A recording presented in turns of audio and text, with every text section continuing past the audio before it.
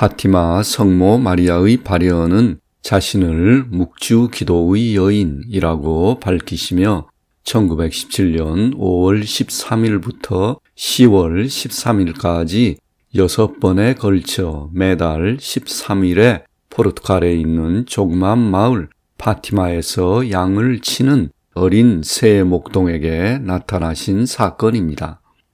새 목동의 이름은 루시아, 프란체스코, 자신타이며 당시 이들의 나이는 각각 10살, 8살, 그리고 7살이었습니다. 또한 성모님께서 발현하시기 약 1년 전인 1916년에는 평화의 천사가 이들 새 목동에게 3번에 걸쳐 발현하셨습니다. 그리고 또한 1921년 6월 15일에도 성모님께서 루시아에게 발현하셨습니다. 그러므로 파티마의 사건은 천사의 발현 3번, 성모님의 발현 7번으로 총 10번에 걸쳐 이루어졌습니다.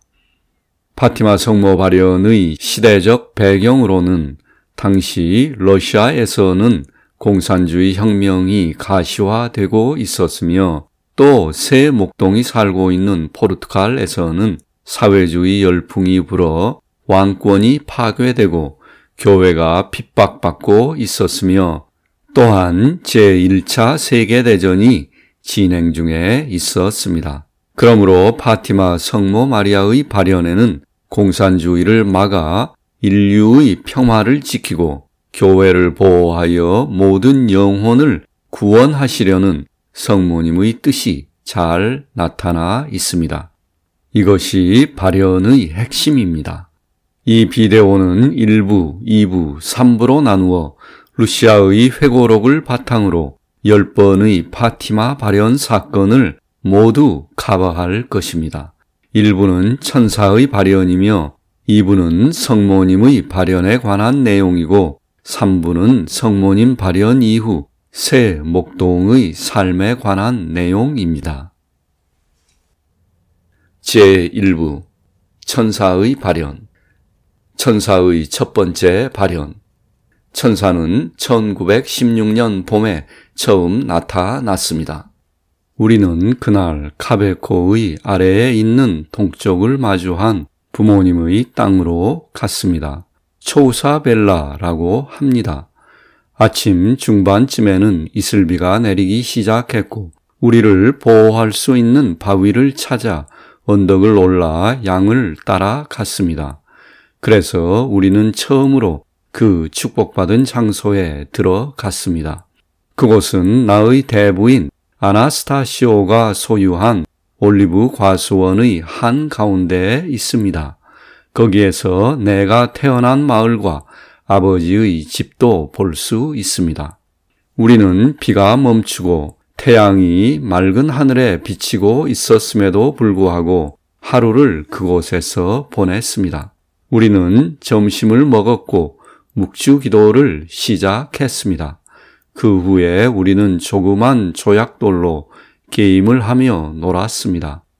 우리가 잠시 놀고 있는데 강한 바람이 나무를 흔들었습니다. 그날은 평온한 날이었기 때문에 우리는 무슨 일인가 하고 둘러보았습니다. 그곳에는 숲이 동쪽으로 뻗어 있었는데 숲의 나무들 위에서 젊은 청년의 모습을 한 눈보다 더 흰 투명한 빛이 태양빛을 받은 수정보다도 더 화려하게 빛나고 있었습니다. 그리고 그가 가까이 다가오자 우리는 그의 형체도 뚜렷하게 볼 수 있었습니다. 그는 14살에서 15살 정도의 매우 아름다운 젊은이였습니다. 우리는 놀랍고 황홀했습니다. 우리는 한마디도 하지 않았습니다. 그는 가까이 와서 이렇게 말했습니다. 두려워하지 말라. 나는 평화의 천사다. 나와 함께 기도하자. 그리고 그는 무릎을 꿇고 이마가 땅에 닿을 때까지 절을 했습니다. 우리는 초자연적인 영감에 이끌려 그분을 따라서 엎드려 그분이 하신 말씀을 반복했습니다. 나의 하느님, 나는 당신을 믿고 경배하고 희망하며 사랑합니다. 당신을 믿지 않고 경배하지 않고 희망하지 않고 사랑하지 않는 사람들을 용서해 주세요. 천사는 이것을 2번 반복한 후 일어나서 말했습니다. 기도하여라. 예수님과 마리아의 마음은 너희들의 간구의 소리에 귀를 기울인다. 그런 다음 천사는 사라졌습니다. 우리를 둘러싼 초자연적인 분위기가 너무 강렬했기 때문에 우리는 우리 자신의 존재를 거의 알지 못했습니다. 오랫동안 우리는 같은 자세로 기도를 반복했습니다. 나의 하느님, 나는 당신을 믿고 경배하고 희망하며 사랑합니다. 당신을 믿지 않고 경배하지 않고 희망하지 않고 사랑하지 않는 사람들을 용서해 주세요.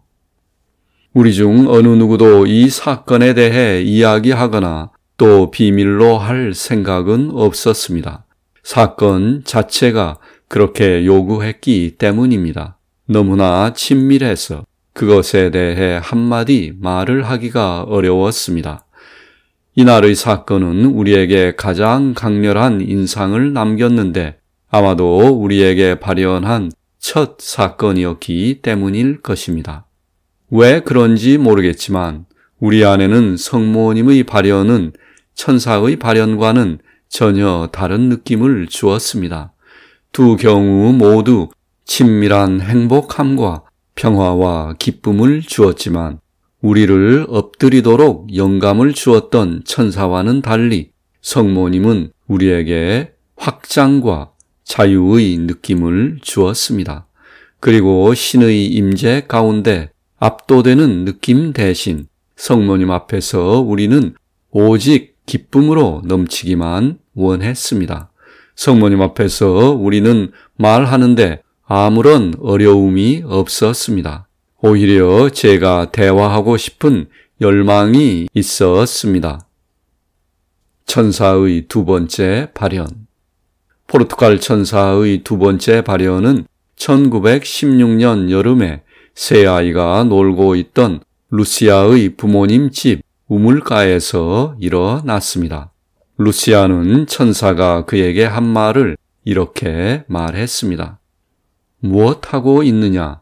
기도하여라. 많이 기도하여라. 예수와 마리아의 성스러운 마음은 너희들에 관한 자비로운 계획을 가지고 있다. 기도와 희생을 지극히 높은 분께 끊임없이 바치거라. 나는 물었습니다. 어떻게 희생해야 합니까? 하느님을 거스리는 죄에 대한 배상 행위와 죄인의 회심에 대한 간청으로 너희가 할 수 있는 어떤 희생이라도 하느님께 바치어라. 이렇게 함으로써 너희 나라에 평화가 온다. 나는 너희 나라의 수호 천사, 포르투갈의 천사다. 무엇보다도 주님께서 주시는 고통을 무엇이든지 순종으로 받고 견디어라. 그런 다음 그는 사라졌습니다. 천사의 말씀은 우리가 하느님이 누구시고 그분이 우리를 얼마나 사랑하고 사랑받기를 원하시는지, 희생의 가치와 어떻게 희생이 하느님을 기쁘게 하시는지, 그리고 그 때문에 죄인들을 어떻게 변화시키는지를 이해하게 해주는 빛처럼 우리 영혼에 감동을 주었습니다. 천사의 3번째 발현. 천사의 3번째 발현은 1916년 여름이 끝나갈 때든지 또는 가을이 시작될 때 카베코에서 다시 시작되었습니다. 루시아의 설명에 따르면 다음과 같이 일어났습니다. 그곳에 도착하자 나는 무릎을 꿇고 얼굴을 땅에 대고 천사의 기도를 시작했습니다. 나의 하느님, 나는 당신을 믿고 경배하고 희망하며 사랑합니다. 당신을 믿지 않고 경배하지 않고 희망하지 않고 사랑하지 않는 사람들을 용서하여 주세요. 우리는 무슨 일이 일어나고 있는지 보기 위해 일어섰는데 천사가 그의 왼손에 성배를 들고 있는 것을 보았습니다. 핏방울이 그 위에 있는 성체로부터 잔에 떨어졌습니다. 성배와 성체가 공중에 떠 있는 채로 천사는 우리 옆에 엎드려 다음 기도를 3번 말했습니다. 지극히 거룩하신 삼위일체 성부, 성자, 성령님이여, 나는 당신을 심오하게 경배합니다. 그리고 당신을 거스리는 모욕과 신성모독과 무관심에 대한 배상으로 지구의 모든 감실에 있는 가장 귀중한 몸과 피와 영혼과 예수 그리스도의 신성을 당신에게 바칩니다. 가장 성스러운 그분의 마음과 원죄 없는 성모 마리아 마음의 무한한 공로를 통해 나는 당신에게 불쌍한 죄인들의 회심을 간청합니다.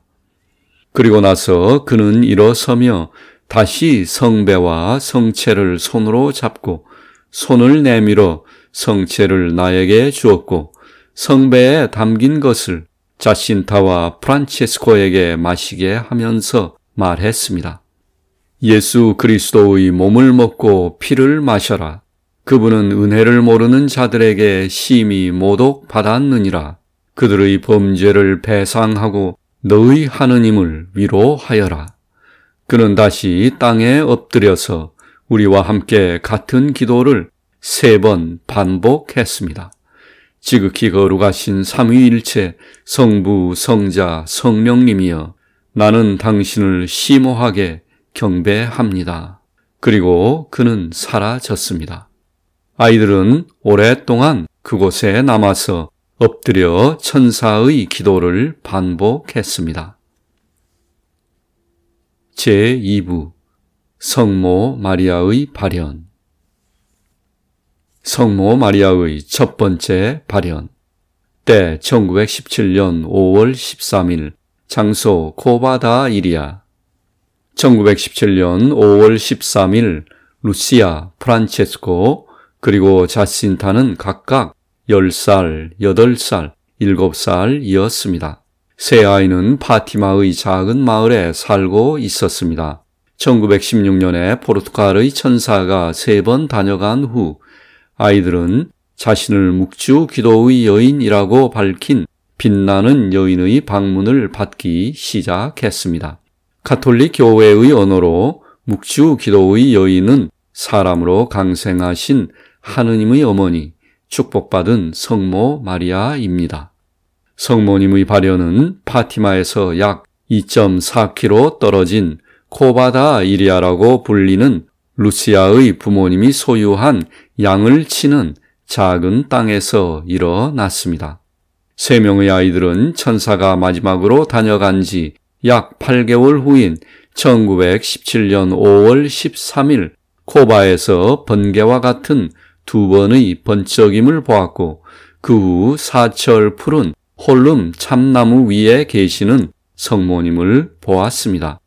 루시아의 설명에 따르면 성모 마리아는 흰옷을 입고 있었으며 태양보다 더 밝게 빛나고 있었습니다.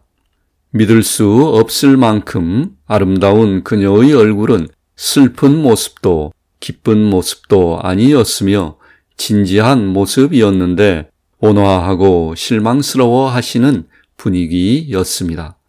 그녀는 기도하는 것처럼 2 손을 모아 손끝을 위로 하고 가슴에 대고 있었습니다. 오른손에는 묵주를 들고 계셨습니다.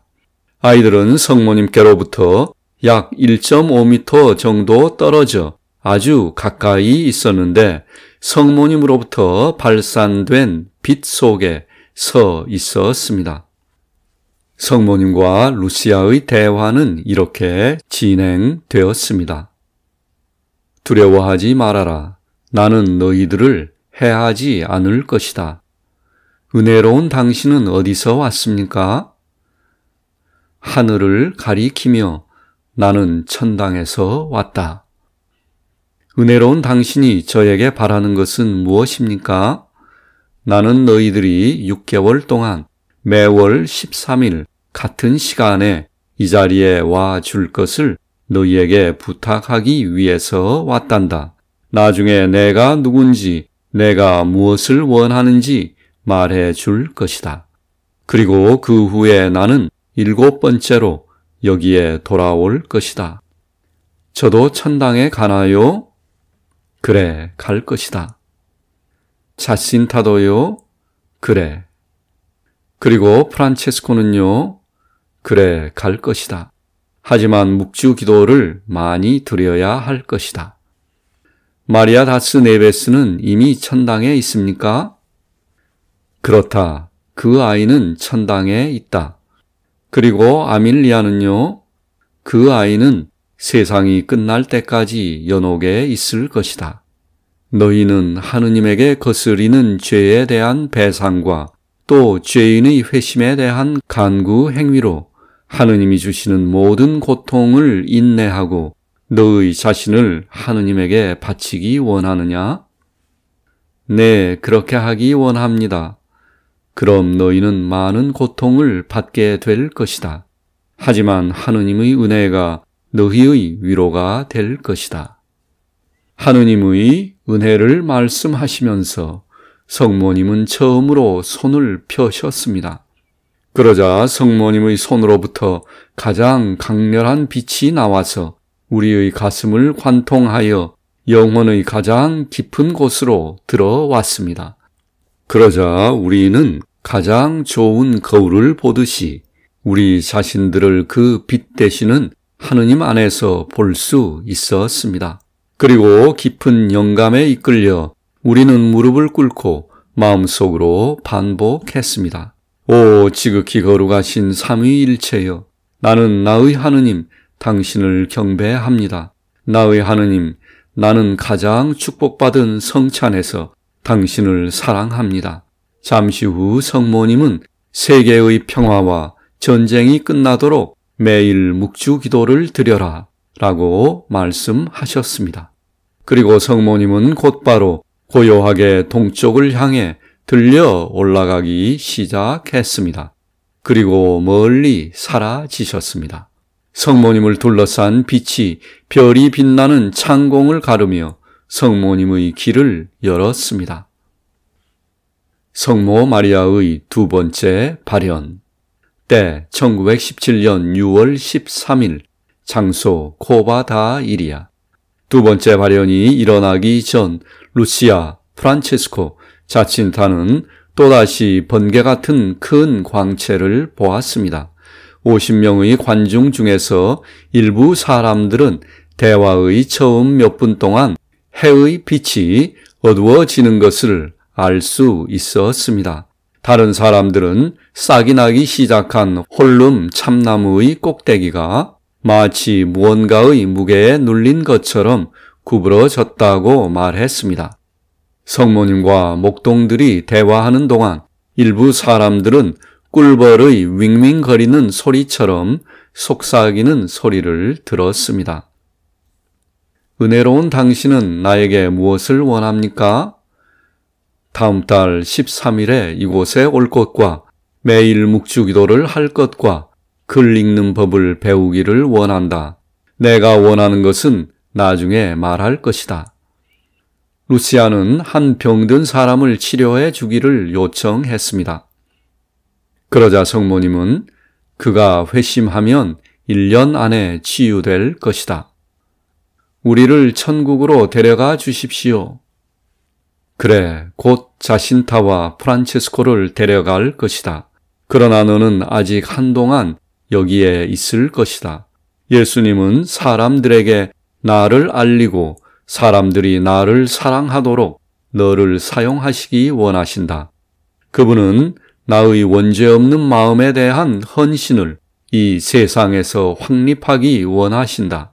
나는 그것을 받아들이는 사람들에게 구원을 약속한다. 그리고 이러한 영혼들은 하늘 보좌를 더욱 아름답게 장식하기 위해 나와 함께 준비한 꽃과 같이 하느님의 사랑을 받을 것이다. 저는 혼자서 여기 남아있게 되나요? 아니다, 딸아. 그것이 많은 고통을 주느냐? 실망하지 말아라. 나는 결코 너를 버려두지 않을 것이다. 나의 원죄 없는 마음이 너의 피난처이고 너를 하느님께로 인도하는 길이 될 것이다. 루시아는 이렇게 기록하였습니다. 이렇게 마지막 말을 하면서 성모님은 손을 벌리셨습니다. 그리고 두 번째로 그 강렬한 빛을 우리에게 전달했습니다. 우리는 마치 하느님께 잠긴 것처럼 빛 속에서 우리 자신을 볼 수 있었습니다. 자신타와 프란체스코는 하늘을 향해 올라간 빛 속에 있는 것처럼 보였고 나는 지상을 향한 빛 속에 있는 것처럼 보였습니다. 성모님의 오른손 앞에는 가시로 둘러싸인 가시에 찔린 듯한 마음이 있었습니다. 우리는 그것이 인류의 죄로 모욕받은 회복하기 원하는 성모 마리아의 원죄 없는 마음이라고 이해했습니다. 환상이 끝났을 때 성모님은 여전히 그녀가 발산한 빛에 둘러싸여 있었으며 작은 나무에서 상승하여 완전히 사라질 때까지 동쪽으로 활공했습니다. 가까이 있던 몇몇 사람들은 홀룸 참나무 꼭대기에 있는 새싹이 마치 성모님의 옷에 끌리듯이 같은 방향으로 구부러지는 것을 알았습니다. 그리고 그것은 몇 시간 후에야 평상시의 위치로 돌아왔습니다. 성모 마리아의 세 번째 발현. 때 1917년 7월 13일, 장소 코바다 이리아. 자신타와 프란체스코의 아버지 마르토 씨는 세 번째 발현이 시작될 때 작은 회색 구름이 홀룸 참나무 위로 맴돌았고 햇빛이 어두워졌으며 한여름이었음에도 불구하고 시원한 바람이 산에 부는 것을 알았습니다. 그는 또한 빈 주전자 안의 파리와 같은 소리를 들었습니다. 목동들은 또다시 번개 같은 광채를 보았고 그 다음 홀룸 참나무 위에 계시는 성모님을 보았습니다. 은혜로운 당신은 무엇을 원하십니까? 나는 너희가 다음 달 13일에 여기에 올 것과 묵주기도의 여인의 명예를 위하여 묵주기도를 매일 계속할 것을 바란다. 이는 전쟁의 종말과 평화를 얻기 위해서인데 오직 그녀만이 할 수 있기 때문이다. 저는 당신이 누구인지 우리에게 말해 주시기 원합니다. 그리고 기적을 행하여 주십시오. 그러면 모든 사람들이 은혜로운 당신께서 우리에게 나타났음을 믿을 것입니다. 계속해서 매달 여기로 오너라. 10월에는 내가 누구인지, 내가 무엇을 원하는지 말해 줄 것이며 모든 사람이 보고 믿을 수 있도록 기적을 행할 것이다. 그런 다음 루시아는 여러 가지 회심, 치료 및 기타 은총을 요청했습니다. 성모님께서는 그해 안에 은혜를 얻을 수 있도록 묵주기도를 계속 암송할 것을 권고하셨습니다. 그리고 성모님은 다음과 같이 말했습니다. 죄인들을 위하여 희생하여라. 그리고 특히 희생할 때 이렇게 여러 번 말하여라. 오 예수님, 이 희생은 당신의 사랑을 위함이고 죄인들의 회심을 위함이며 성모 마리아의 원죄 없는 마음에 저지른 죄에 대한 배상입니다. 파티마의 비밀. 그리고 이날 성모님은 아이들에게 세 가지 비밀을 보여주셨는데요. 그 첫 번째 비밀은 지옥의 환상이었습니다. 루시아는 이렇게 기록했습니다. 성모님께서는 우리에게 땅 아래에 있는 것처럼 보이는 큰 불바다를 보여주셨습니다. 이 불 속에는 악마와 인간의 형태를 한 영혼들이 있었습니다. 투명한 불씨와 같이 또 검게 되거나 타버린 청동처럼 화염에 의해 공중으로 상승하고 무게나 평형이 없이 연기와 함께 자신들에게서 나오는 불 속에서 떠다니고 큰 불 가운데서 불꽃처럼 사방으로 떨어지며 비명과 고통과 절망의 신음소리는 우리를 놀라게 했습니다. 마귀는 모두 검고 투명한, 무섭고 같이 있고 싶지 않은, 알려지지 않은 동물과 같은 모습으로 구별할 수 있었습니다. 이 환상은 잠시 동안 지속되었습니다. 첫 번째 발현에서 우리를 천당으로 데려가겠다고 약속함으로써 이미 우리를 준비해 주신 친절한 하늘의 어머니에게 어떻게 감사하지 않을 수 있겠습니까? 그렇지 않았다면 우리는 두려움과 공포로 모두 죽었을 것입니다. 두 번째 비밀, 형벌의 경고와 그것을 피하는 방법. 그런 다음 아이들은 성모님을 바라보았는데 성모님은 매우 친절하게 또 매우 슬프게 말했습니다. 너희는 불쌍한 죄인들의 영혼이 가는 지옥을 보았다. 그들을 구원하기 위해 하느님께서는 세상에서 나의 성심에 대한 헌신을 확립하기 원하신다. 내가 너희에게 하는 말이 이루어진다면 많은 영혼들이 구원을 받고 평화가 있을 것이다. 전쟁이 끝날 것이다. 그러나 사람들이 하느님을 거역하기를 멈추지 않으면 비오 11세 교황의 기간 동안에 더 심한 전쟁이 발발할 것이다. 알 수 없는 빛으로 비추는 밤을 볼 때 이것이 하느님께서 너희에게 주는 하느님께서 전쟁, 기근, 교회와 교황에 대한 박해로 세상의 범죄에 대한 벌을 주겠다고 하신 큰 표징임을 알라. 이를 막기 위해 나는 러시아를 나의 성심에 봉헌할 것과 첫 토요일에 배상의 성찬식을 행할 것을 요구하기 위해 올 것이다. 나의 요청에 주의를 기울이면 러시아가 회심하고 평화가 있을 것이다. 그렇지 않으면 러시아는 전 세계에 자신의 잘못을 퍼뜨려 전쟁과 교회의 박해를 일으킬 것이다. 선한 사람들이 순교당하고 교황은 많은 고통을 겪을 것이며 여러 나라가 소멸될 것이다. 최후에는 나의 성심이 승리할 것이다. 교황은 러시아를 내게 봉헌할 것이고 러시아는 회심할 것이며 세계의 평화의 시기가 허락될 것이다. 세 번째 비밀. 세 번째 비밀은 교황청에 의해 계속 비밀로 유지되어 오다가 2000년 5월 13일 대중에게 공개되었는데요. 그 내용은 이와 같습니다. 제가 이미 설명하였던 두 가지 계시 후에 성모님의 왼쪽과 약간 위에서 우리는 한 천사가 불타는 칼을 그 왼손에 들고 있는 것을 보았습니다. 번쩍이며 그것은 마치 세상에 불을 지르듯이 불꽃을 내뿜었습니다. 하지만 성모님께서 오른손으로 그를 향해 내보낸 광채에 맞자 불꽃들은 사라졌습니다. 그의 오른손으로 지구를 가리키며 그 천사는 큰 소리로 참회, 참회, 참회라고 외쳤습니다.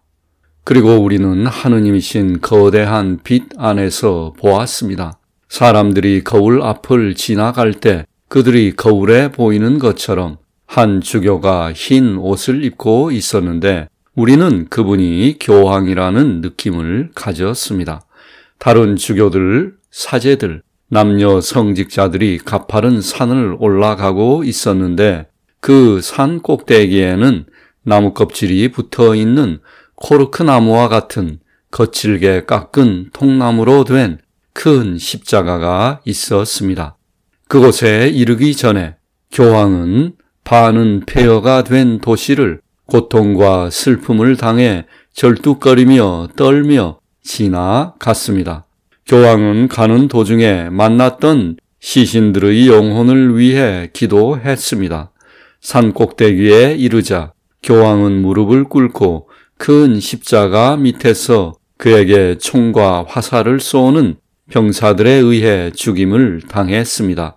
그리고 같은 방식으로 하나하나씩 주교들, 사제들, 남녀 성직자들, 그리고 여러 계층과 위치의 평신도들이 죽었습니다.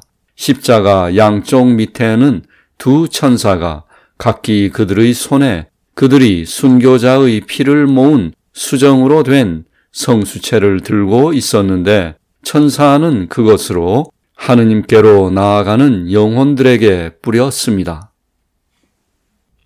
성모 마리아의 네 번째 발현. 때 1917년 8월 19일, 장소 발리니오스. 8월 13일 네 번째 발현이 일어날 날에 아이들은 코바에 없었습니다. 그들은 오우렘의 시장에 의해 납치되었습니다. 그는 7월 13일 발현 때의 비밀을 밝히도록 그들을 강요하려고 했습니다. 시장은 아이들을 끓는 기름에 빠뜨리겠다고 위협하고 투옥했지만 아이들은 굽히지 않았습니다.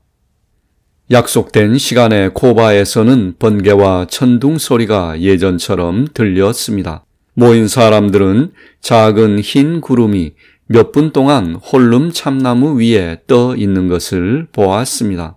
사람들의 얼굴, 의복, 나무 및 땅에서 색이 바뀌는 현상도 관찰되었습니다.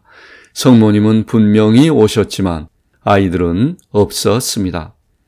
8월 19일 오후 4시경 루시아는 프란체스코와 또 다른 사촌과 함께 발리니오스에 있었습니다. 루시아의 삼촌이 소유한 땅입니다. 그때 갑자기 온도가 차가워지고 태양이 약해지는 성모님이 발현하시기 전에 나타나는 대기의 변화가 있었습니다. 루시아는 초자연적인 무언가가 다가와 그들을 감싸고 있다고 느끼면서 자신타를 오도록 했는데, 자신타도 제 시간에 와서 코바에 있는 것보다는 조금 더 큰 홀름 참나무 위에 밝은 빛과 함께 성모님이 발현하시는 것을 보았습니다. 은혜로운 당신은 나에게 무엇을 원합니까? 나는 너가 매일 13일에 코바다이리아에 계속할 것과 묵주 기도를 계속하길 바란다. 마지막 달에 나는 모든 사람이 믿도록 기적을 행할 것이다. 그리고 성모님의 얼굴은 더욱 심각해졌으며 불편해 보이기까지 했습니다. 성모님은 말씀하셨습니다. 그들이 너희들을 오우렘으로 데려가지 않았다면 기적은 더욱 크게 되었을 것이다. 은혜로운 당신은 사람들이 코바다이리아에 남겨둔 돈으로 무엇을 하시기 원하십니까? 휴대용 스탠드 2개를 만들어라. 너와 자신타와 다른 여자아이 2명이 흰 옷을 입고 하나를 들고 프란체스코와 다른 남자아이 3명이 다른 것을 들어라. 휴대용 스탠드는 묵주의 여인을 위한 축의를 위한 것이다. 남은 돈은 그들이 지을 채플에 기부해야 한다. 아픈 사람들의 치유를 부탁합니다. 그래, 내가 올해 안에 치료할 것이다. 더욱 슬퍼하시며 성모님은 마지막으로 말했습니다. 죄인들을 위해 기도하고 많이 기도하고 희생하여라. 많은 영혼들이 그들을 위하여 희생하고 기도할 사람이 없기 때문에 지옥에 간다. 평소처럼 성모님은 동쪽으로 상승하기 시작했습니다. 아이들은 성모님께서 나타나신 나무의 가지를 잘라 집으로 가져갔습니다. 나뭇가지에서 독특하고 감미로운 향기가 났기 때문이었습니다. 성모 마리아의 5번째 발현. 때 1917년 9월 13일. 장소 코바다이리아. 2만 명으로 추산된 군중은 이전의 발현 때와 비슷한 대기 현상을 목격했습니다. 갑자기 공기가 차가워지고 태양이 별을 볼 수 있을 정도로 어두워졌으며 무지개 색깔의 꽃잎이나 눈송이와 비슷한 비가 오다가 땅에 닿기 전에 사라졌습니다. 이번에는 하늘에서 동쪽에서 서쪽으로 천천히 그리고 장엄하게 움직이는 그리고 발연이 끝날 때에는 반대 방향으로 움직이는 빛나는 빛의 구가 나타났습니다. 아이들은 빛을 보았고 그 직후 홀룸 참나무 위에서 성모님을 보았습니다. 성모님은 말씀하셨습니다. 전쟁이 끝날 수 있도록 묵주기도를 계속하여라. 10월에는 세상을 축복하기 위해 우리 주님께서 오실 것이다. 슬픔의 성모와 갈멜산의 성모, 어린이 주님과 함께 성 요셉도 오실 것이다. 하느님은 너희들의 희생에 기뻐하시지만 너희가 밧줄을 메고 자는 것은 원하지 않으신다. 낮에만 착용하여라. 네, 여기서 아이들은 죄인들을 위한 희생으로 허리에 밧줄을 메고 잠을 잤다고 합니다. 사람들이 당신에게 부탁하라고 저에게 많은 것들을 요청했습니다. 아픈 사람들과 기머거리와 말 못하는 자들에 대한 치료입니다. 그래, 그들 중 일부는 치료하겠으나 일부는 치료하지 않을 것이다. 10월에는 모든 사람이 믿을 수 있도록 내가 기적을 행할 것이다. 그리고 성모님은 상승하시며 이전과 같은 방식으로 사라지셨습니다. 성모 마리아의 6번째 발현. 때 1917년 10월 13일, 장소 코바다이리아. 다른 때와 마찬가지로 루시아, 프란체스코, 자신타는 먼저 밝은 빛을 보았고 그들은 홀룸 참나무 위에 계시는 성모님을 보았습니다. 은혜로운 당신은 저에게 무엇을 원하십니까? 내 명예를 위해 이곳에 채플을 세울 것을 너에게 말하고 싶다. 나는 묵주기도의 여인이다. 매일 묵주기도를 계속하여라. 전쟁이 끝나고 곧 군인들이 집으로 돌아올 것이다. 당신에게 물어볼 것이 많습니다. 아픈 사람을 치료하실 것인지, 죄인들을 회심시킬 것인지. 어떤 사람들은 그렇게 하지만 어떤 사람들은 아니란다. 그들은 그들의 삶을 고쳐야 하고 그들의 죄에 대한 용서를 구해야 한다. 성모님은 더 슬퍼하시며 말씀하셨습니다. 그들은 이미 우리 주님을 거스렸기 때문에 그들이 더 이상 우리 주님을 거스르지 못하게 해야 한다. 그리고 성모님께서는 손을 펴셨고 손에서 나오는 빛을 태양을 향해 비추며 상승하시자 성모님의 빛이 계속 태양에 쏟아졌습니다. 그리고 그 순간 루시아는 외쳤습니다. 태양을 보아라. 루시아가 태양을 보라고 말하자 군중들은 태양의 기적을 목격하였습니다. 하지만 같은 시간에 루시아는 성모님이 거대한 창공으로 사라지시며 새 장면의 환상이 나타나는 것을 보았습니다. 새 장면의 환상은 연속으로 이어졌습니다. 첫째로 묵주기도의 기쁨의 신비, 그리고 슬픔의 신비, 또 마지막으로 영광의 신비를 상징하는 세 장면이 이어졌는데 오직 루시아만 세 장면을 모두 보았습니다. 프란체스코와 자신타는 첫 장면, 즉 기쁨의 신비만 보았습니다. 첫 장면, 성 요셉이 어린이 예수와 묵주기도의 성모님과 함께 태양 옆에 나타났습니다. 거룩한 가족이었습니다. 성모 마리아는 하얀 옷을 입고 있었으며 파란 망토를 두르고 있었습니다. 성 요셉도 흰 옷을 입고 있었고 아이 예수는 연한 빨간색 옷을 입고 있었습니다. 성 요셉은 십자가 성호를 3번 하며 군중을 축복했습니다. 아이 예수님도 똑같이 했습니다. 두 번째 장면, 루시아가 본 두 번째 환상은 가슴에 칼이 없는 슬픔의 성모님과 갈바리로 가는 슬픔에 압도당한 우리 주님의 환상이었습니다. 주님께서는 십자가 성호를 하시며 사람들을 축복하셨습니다. 루시아는 주님의 몸 상체만 볼 수 있었습니다. 세 번째 장면.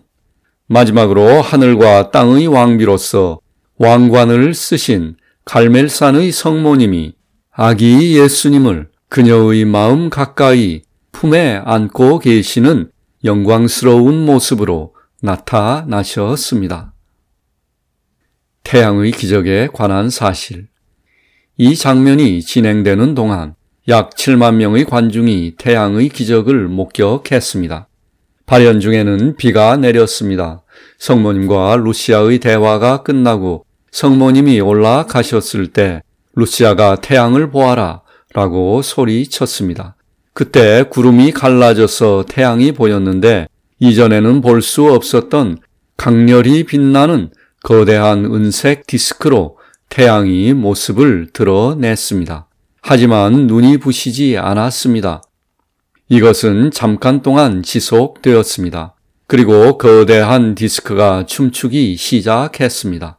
태양은 거대한 불의 동그라미처럼 빠르게 회전했습니다. 그런 다음 잠시 멈추고 다시 어지럽게 회전하기 시작했습니다. 그 가장자리는 주황색이 되었습니다. 그리고 소용돌이 치며 하늘을 가로질러 붉은 불꽃을 뿌렸습니다. 그 빛은 땅, 나무, 숲을 그리고 사람들의 얼굴과 의복에 비추어서 화려한 색조로 색깔이 변화하였습니다. 이렇게 기이한 패턴을 3번 수행한 후 불의 둥근 형체는 떨리고 흔들린 다음 겁에 질린 군중을 향해 지그재그로 돌진해 내려왔습니다. 이 모든 것은 약 10분 동안 지속되었습니다.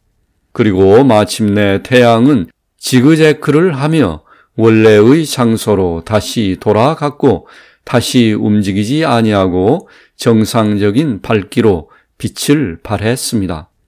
많은 사람들은 비에 흠뻑 젖은 땅과 젖은 옷이 갑자기 말라버렸다는 것을 알아차렸습니다. 또한 이 태양의 기적은 현장에서 25마일까지 떨어진 곳에서도 많은 사람들에 의해 목격되었습니다. 성모 마리아의 7번째 발현. 때 1921년 6월 15일 발현이 있은 지 4년 후 루시아가 빌라로 출발하던 전날 밤, 장소 코바다 이리아. 호세 주교는 1920년부터 21년까지 루시아를 처음 만났으며 사건에 대해 질문했습니다. 그는 파티마를 떠나 오포르토로 가라고 제안했는데 그곳에서는 그녀가 알려지지 않았기 때문이었습니다. 루시아는 그녀의 일기에서 다음과 같이 말했습니다. 다시 말하지만 파티마에서 나는 비밀을 지켰다. 그러나 주교와 작별 인사를 할 때 느꼈던 기쁨은 오래가지 못했다.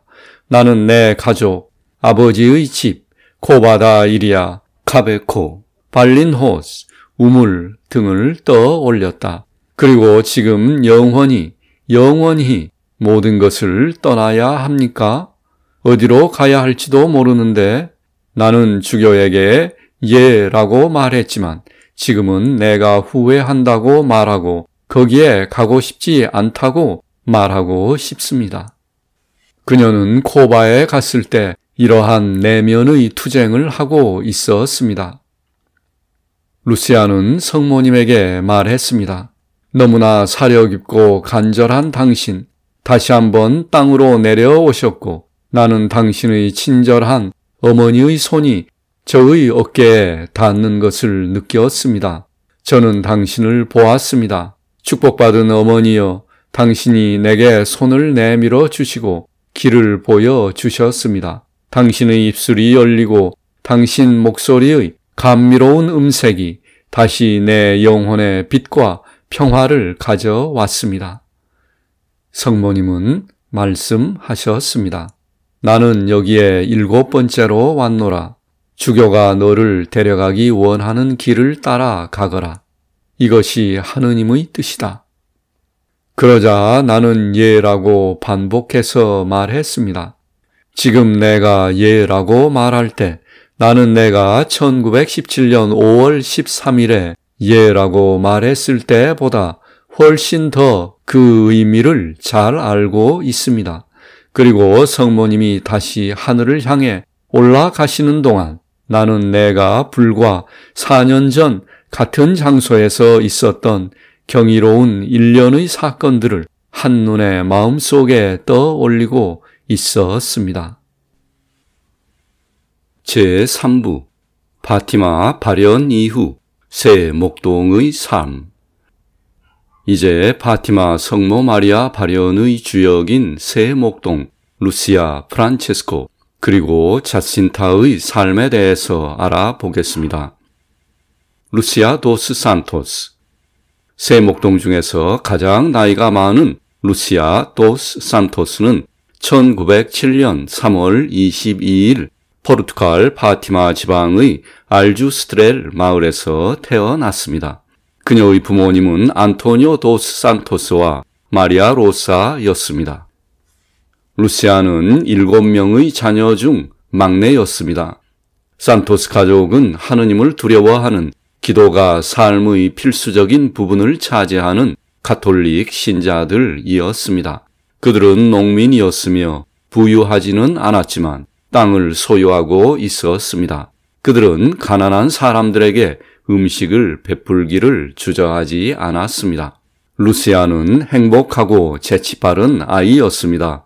그녀는 또한 결백하고 솔직했습니다. 그녀는 사촌인 프란체스코와 자신타와 함께 가족의 양을 돌봤습니다. 그녀의 사촌들은 그녀를 믿고 따랐습니다. 성모님께서 1917년 5월 13일 코바 다 이리아에서 발현하셨을 때 당시 10살로 가장 나이가 많았던 루시아는 자연스럽게 리더의 역할을 했습니다. 그리고 발현 중 성모님과 대화하는 유일한 아이였습니다. 두 번째 발현인 6월 13일에 성모님께서는 루시아의 사촌들은 곧 천국으로 데려갈 것이나 루시아는 이 땅에 머물러 있어야 한다고 말씀하셨습니다. 그리고 성모님의 말씀대로 프란치스코는 약 1년 반 뒤, 그리고 자신타는 약 3년 뒤에 죽었습니다. 발현이 끝나고 두 사촌이 죽은 이후 루시아는 그녀가 14살 때인 1921년 포르투갈 북부에 있는 포르토로 이사해서 성 도로시 학교에 입학했습니다. 그리고 18세인 1925년 10월 24일 그녀는 포르투갈 북부 국경을 넘어 스페인의 투이에 있는 수녀원에 들어갔습니다. 1934년 루시아는 슬픔의 마리아 수녀의 이름을 받고 도로시의 수녀가 되었습니다. 그리고 1948년 3월 그녀는 파티마에서 약 80km 북쪽에 위치한 코임브라에 있는 성 테레사 갈멜 수녀원에 들어갔습니다. 그리고 그녀는 예수와 성심의 마리아의 수녀 루시아라는 이름으로 사망하기까지 그곳에서 살았습니다. 수도원의 법규상 일가 친척이라 할지라도 사람들과의 대화가 오직 영적인 것에 한해서 잠시만 허용되기 때문에 이로 인해 파티마의 비밀에 대한 의혹이 세간에 떠돌게 되었다고 할 수 있겠습니다. 그녀는 4회에 걸쳐 교황의 파티마 방문에 동참했는데 2000년 5월 13일에는 교황 요한 바오로 2세의 프란체스코와 자신타의 시복식에 참석하는 것이었습니다. 루시아 수녀는 임종하기 전 몇 년에는 보지도 못하고 듣지도 못하게 되었습니다. 그리고 2005년 2월 13일 97세의 나이로 성 테레사 갈멜 수녀원에서 세상을 떠났습니다. 그녀의 장례식 날 교황 요한 바오로 2세와 미래의 교황 베네딕토 16세는 그녀가 천국에 갈 것이라고 말했습니다. 또한 2005년 2월 15일은 포르투갈에서 국가 애도의 날로 선언되었습니다. 그래서 2월 20일로 예정된 국회의원 선거 운동도 중단되었습니다. 2017년 2월 13일 루시아 수녀는 하느님의 종이라는 칭호를 받았는데 이는 성인으로 공식적으로 추대되는 첫 번째 주요 단계입니다. 프란체스코 지 제수스 마르토. 프란체스코는 1908년 6월 11일 마누엘과 올림피아 마르토의 7자녀 중 6번째로 태어났습니다. 그리고 2년 뒤에 그의 여동생 자신타가 태어났습니다. 그는 다른 아이들과 노는 것을 좋아했지만 경쟁심이 없었습니다. 그는 불공평한 대우를 받아도 불평하지 않았으며 중요한 것이라도 자신이 갖기보다는 남에게 주기를 좋아했습니다. 그는 또한 장난스러웠습니다. 그는 잠자는 형의 입에 이상하고 먹을 수 없는 물건을 떨어뜨린 것으로 알려져 있습니다. 하지만 그는 친절하고 온화한 소년이었습니다. 성모님께서 발현하셨을 때 세 아이 중 프란체스코만 성모님의 말을 듣지 못했습니다. 그는 성모님을 보고 또 그녀의 존재를 느꼈지만 성모님의 말은 듣지 못했습니다.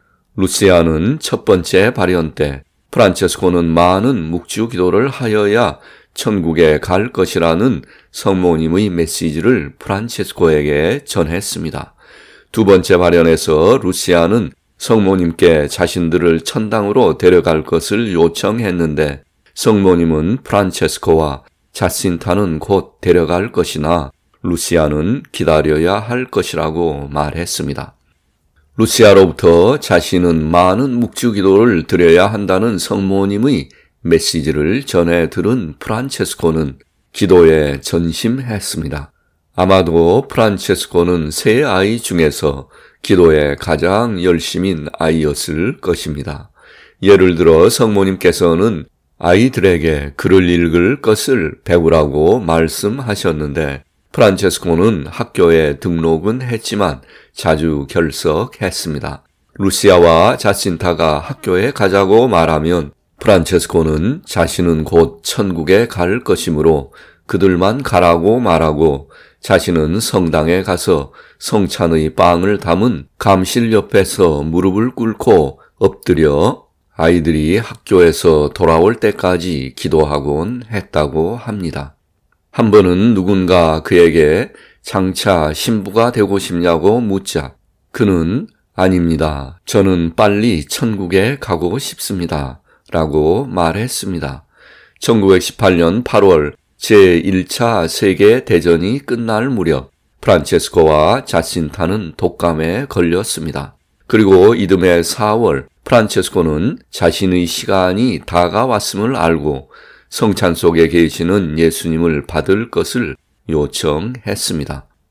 그리고 다음 날인 1919년 4월 4일 오전 10시 프란체스코는 그의 작은 얼굴에서 빛을 발하며 죽었습니다.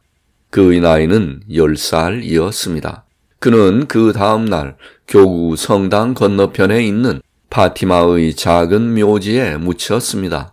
그리고 34년 후인 1952년 파티마의 코바다 이리아 근처에 새로 지은 묵주의 여인의 대성당에 묻히게 됩니다. 대성당 안에 있는 프란체스코의 무덤 위에는 프란체스코가 나무 위에 앉아 있는 조형물이 걸려 있습니다. 그리고 그의 주변에는 많은 새들이 있습니다.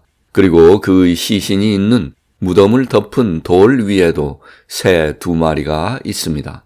프란체스코는 동물들, 특히 새를 좋아했다고 합니다. 루시아에 의하면 어느 날 프란치스코는 한 아이가 새 1마리를 잡아서 가지고 있는 것을 보았습니다. 프란치스코는 자신이 가진 동전 2개를 줄 테니 새를 자유롭게 놓아주라고 말했습니다. 아이는 그렇게 할 테니 돈을 먼저 보여달라고 했습니다.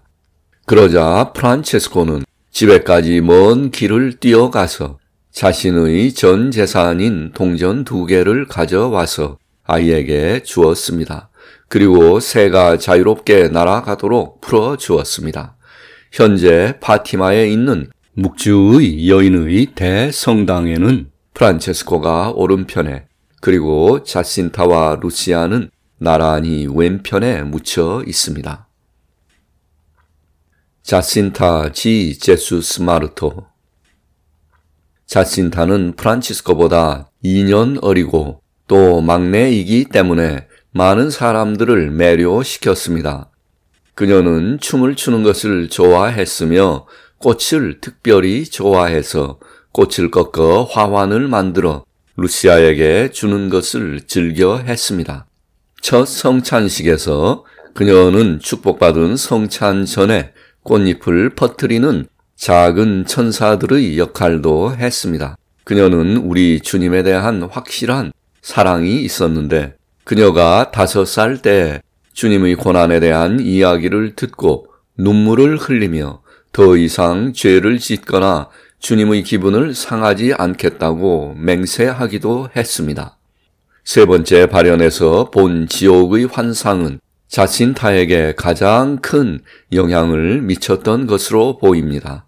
죄인들을 지옥에서 구출하기 위해 그녀는 점심을 포기하며 양에게 주거나 더운 날에는 물을 마시지 않거나 허리에 매듭이 있는 밧줄을 착용하기도 했습니다. 사람들은 아이들을 놀라지 않게 하려고 심지어 경건한 성직자들도 아이들에게 지옥에 대해 말하지 않습니다.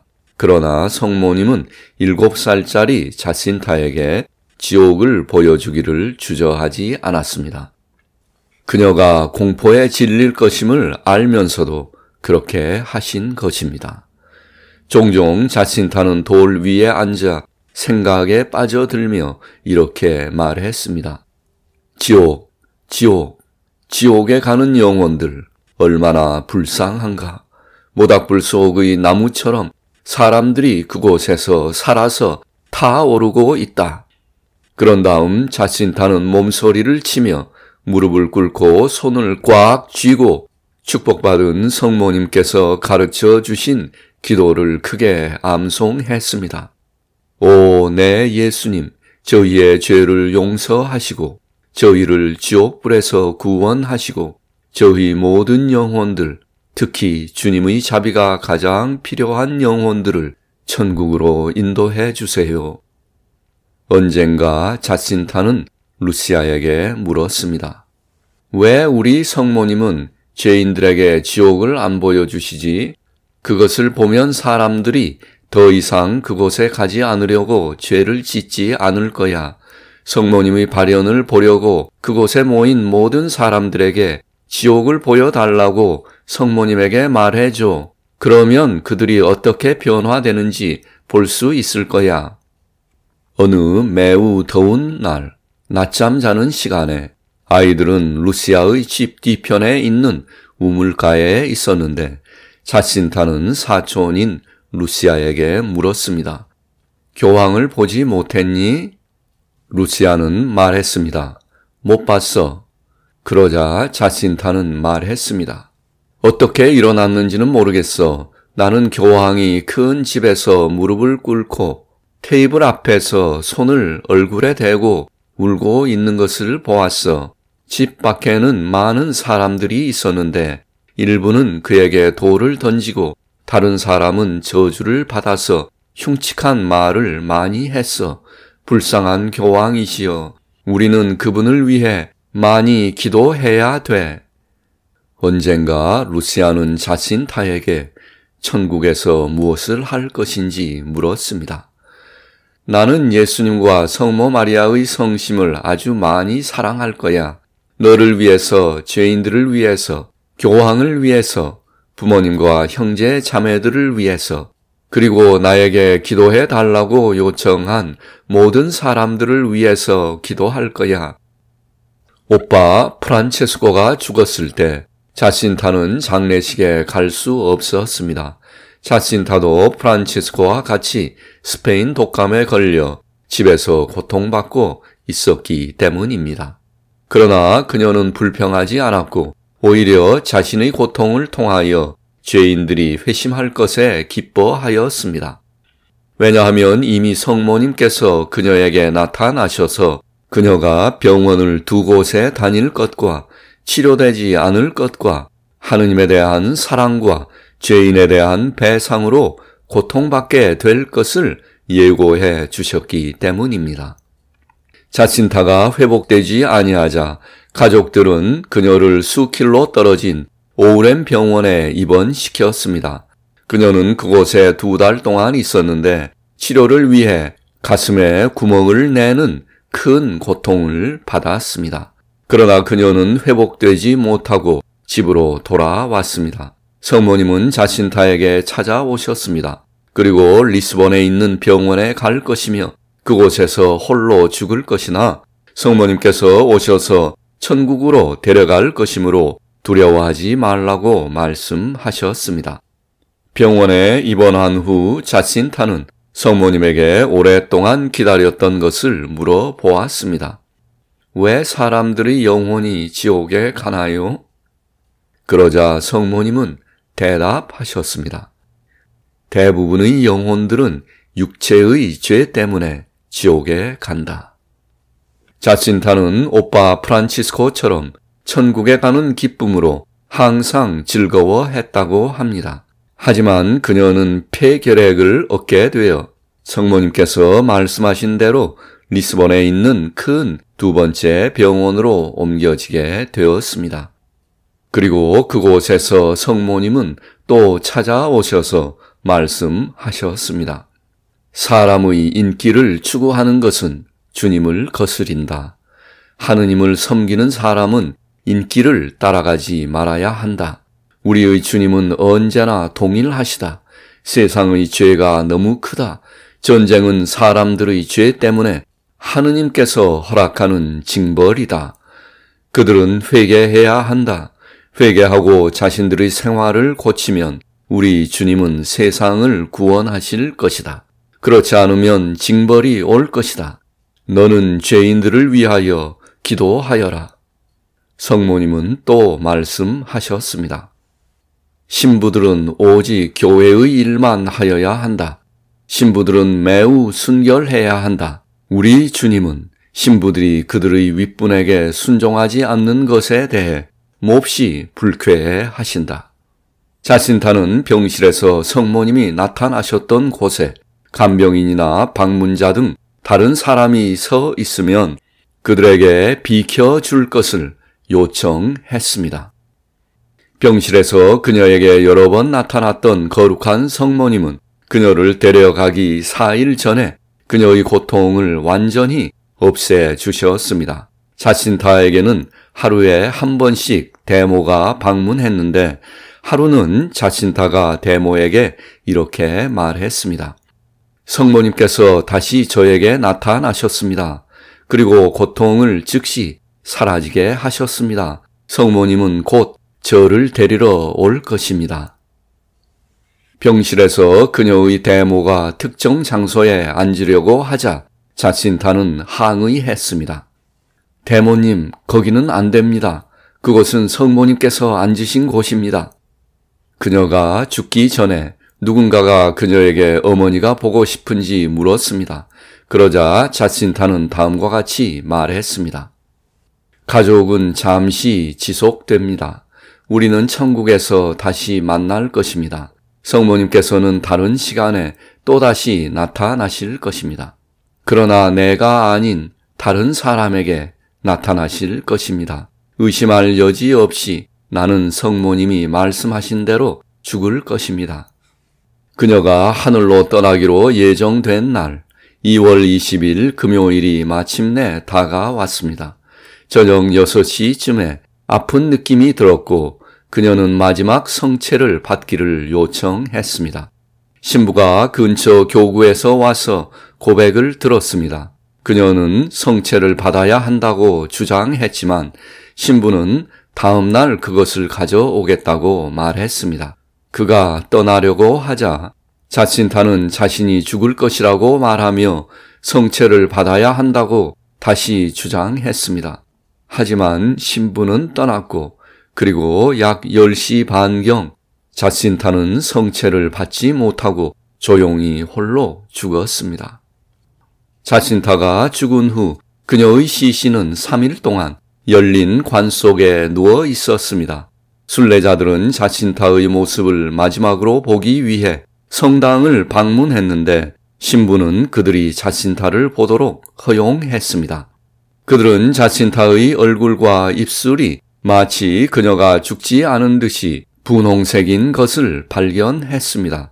그리고 그녀의 작은 몸을 담은 관의 뚜껑이 닫히기 전 신부와 순례자들은 그녀의 몸에서 아름다운 꽃의 향기가 풍겨 나오고 있음을 알았습니다. 그녀가 죽은 지 15년이 지난 1935년 9월 자친타의 시신은 파티마로 돌아왔습니다. 그녀의 관이 열렸을 때 사람들은 그녀의 시신이 부패하지 않은 상태임을 발견했습니다. 그녀는 교구의 묘지에 있는 프란체스코 옆에 나란히 묻히게 되었습니다. 그리고 다시 16년 후인 1951년 그녀는 코바다 이리아 근처에 새로 지은 묵주의 여인의 대성당에 다시 묻히게 되었습니다. 그리고 프란치스코도 그 다음 해에 이곳으로 옮겨졌습니다. 현재 프란치스코는 대성당 안 오른편에 묻혀 있으며 자친타와 루시아는 왼편에 나란히 묻혀 있습니다. 1917년 발현하셨을 때 성모 마리아는 세 아이에게 나의 명예를 위하여 이곳에 거룩한 집을 지어라 라고 말씀하셨습니다. 그래서 사람들은 1917년 성모님께서 발현하셨던 홀름 참나무 옆에 조그만 목조 구조물을 세웠습니다. 그런데 어느 날 목조 구조물이 파괴되어 무너져 있었습니다. 프리메이슨과 교회를 증오하는 폭도들이 그렇게 한 것입니다. 그리고 성모님의 발현이 모두 끝난 후 성모님의 지시를 지키기 위해 그곳에 조그만 채플이 세워졌습니다. 그런데 1922년 3월 6일 또다시 폭탄으로 채플을 폭파했습니다. 그래서 채플의 지붕이 훼손되었습니다. 그들은 또 다른 폭탄을 홀름 참나무 밑에도 두었는데 그것은 터지지 않았습니다. 다행히 채플은 복구되었고 현재까지 유지되고 있으며 성모 마리아께서 발현하셨던 바로 그 자리에는 하늘과 땅의 왕비로서 왕관을 쓰신 파티마 성모님의 동상이 세워져 있습니다. 성모 마리아께서 파티마에 발현하신 지 100주년이 되는 기념일인 2017년 5월 13일 현재의 프란체스코 교황은 공식적으로 프란체스코와 자친타를 교회의 성인으로 선언했습니다.